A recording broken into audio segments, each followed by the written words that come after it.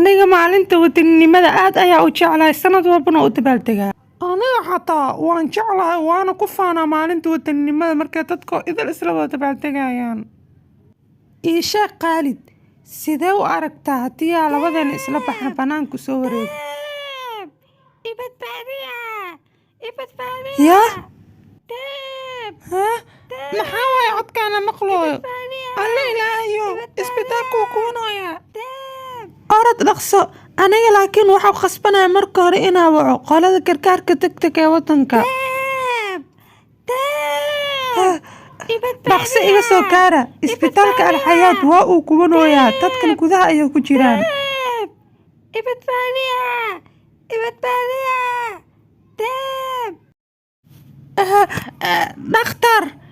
Dhakhtar, adiga ma fiican tahay? Aniga meeshan ayaa jooga, waxa ka warhayna ma lahan, meel walba barqiic ayaa qabsada, dadkan lama arkooyo, eena badbaadi, wiilyahow wax sameey.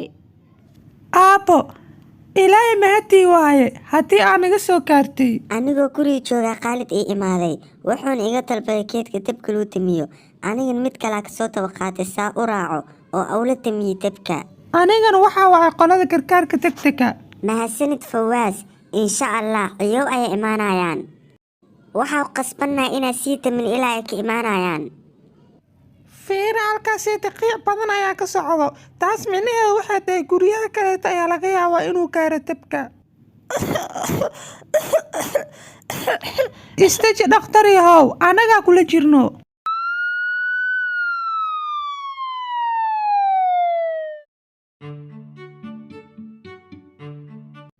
aad ayaa u mahadsantihiin.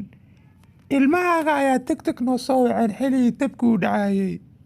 Kuwaan waxay ahaayeen ilmahayga oo rabaan inay wadankooda wax u qabtaan, wayna u qabteen. Iniga hata dharka ku dabaaldegi laheedeen wuu niga halaaway, marka waxaa khasbantiin inaad iska soo bedeshiin. Anaga kama walwalsanin dharka naga halaaway, cagsigeeda waxaan dareemoonaa xamaasad, sidaas soo ma ahan Fawaas.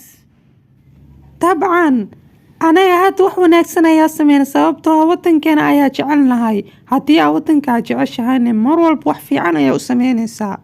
haa anaga wadankeen wuxuu naga rabaa inaan waxyaabo badan u sameyno midkan ka badan.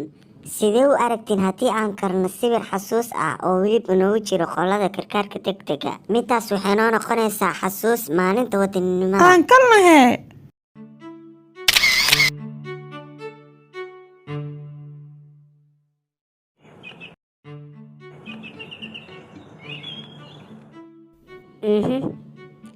waayahay aniga waan ku sugayaa. Mac salaama. maanta qof miyaanu imaanaya anaga? haa waa dariskeena, waxaana ku balannay shalay masaajidka inuu noo martiyo. maxaa u sabab ah martisoodkaaniiti? waxaa u malaynayaa wax qaldan ma jiro. waxba ha ka baqin, wax qaldan ma jiro. asiga safar ayuu u socdaa mar dhow, muddo badanna qaraabada muusan booqanin. waxaa ka dalbaday inuu qaxwo nala cabo safarka ka hor. waxaa u malaynaya inuu imaaday.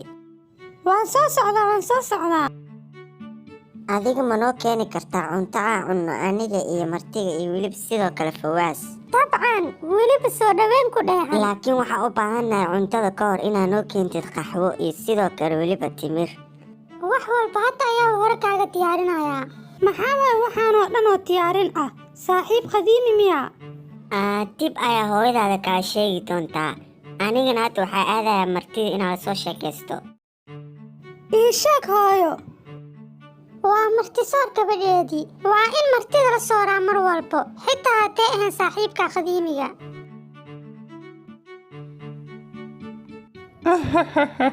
waxaanoo dhan maxaa waaye? aniga miyaa isooraysaa? aniga waxaa sameynayaa wuxuu aabahayga i bari inaan sameeyo, wuxuuna i bari inaan martida sooro. dabcan haa, waalidkaaga waa waalidka ugu fiican inta waalidaan arkay. waa mahadsan tahay. inaad noo martida waxay noo tahay sharaf aad u weyn, waxaana rajaynaynaa inaad dib noo soo laaban doontid. waa nigaaga mahadcelinayaa midaas, laakiin aniga waxaa rabay inaan soo wareegno oo xir soo socon. waayahay midaas sayid waa kugu raacsanahay, waana bixinaa maanta aniga shaqii ma yaalo. ahaa anigan waa idin raacayaa. waxaad tihiin dad aad u soo dhaweyn fiican. dib ayaan uga sheegayaa familkeyga inaad tihiin deris aad u fiican.